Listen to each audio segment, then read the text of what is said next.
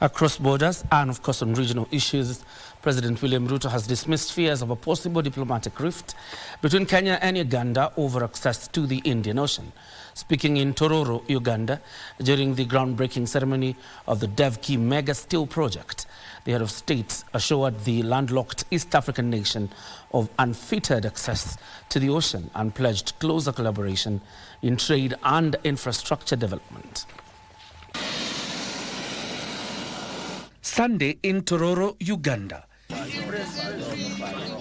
Leaders from Kenya and Uganda, led by President William Ruto and President Yoweri Museveni, gathered for the groundbreaking of the Devki Mega Steel Project, poised to serve the entire East African region.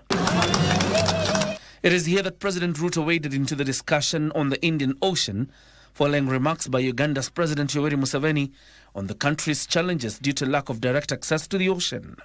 Ruto dismissed speculation his remarks had sparked a diplomatic tiff, assuring Uganda of uninterrupted access to the Indian Ocean. Let me assure the naysayers that Uganda and Kenya are brothers and sisters, and we do not have time for negative engagement. Uganda is assured of the access to the sea through Kenya, and that is why we are not only extending the pipeline, we are also extending the road, and we are also extending the railway, because we believe that this region needs to move as one. With Uganda being the largest market for Kenyan goods, Ruto and Museveni pledged to expand infrastructure and logistics. That we extend the railway. And Mr. President, next week on Friday, I will be launching the dualling of the road from Rironi near Nairobi that will come all the way to Malaba. As you know, Mr. President, today that road is getting slower as traffic increases.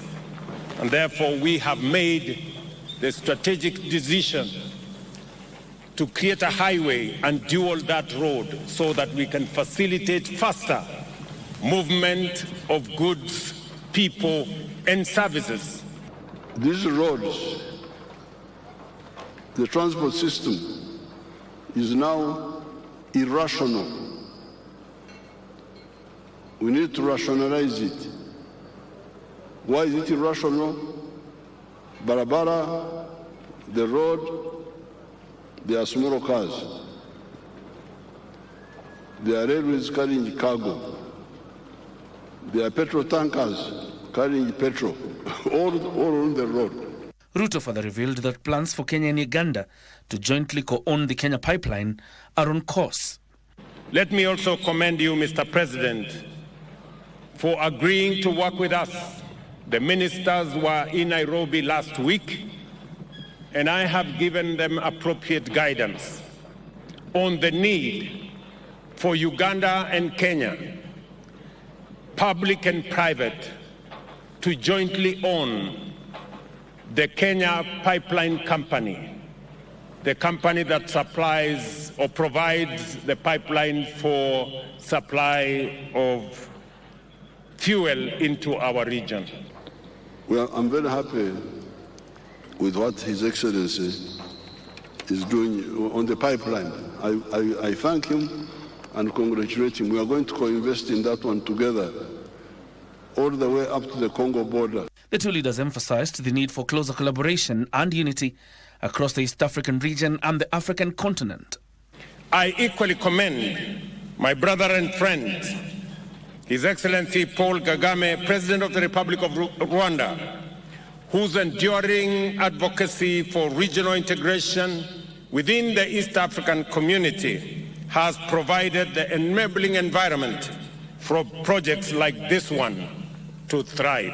What we are doing here is not just launching a project. It is part of the liberation process of Africa.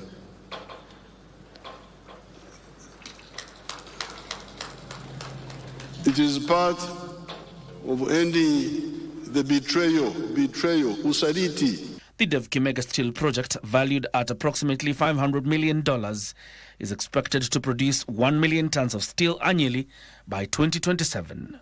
In this factory, we will have over 5,000 Tororo people will be working, and I promise 90% job will be provided to the local community.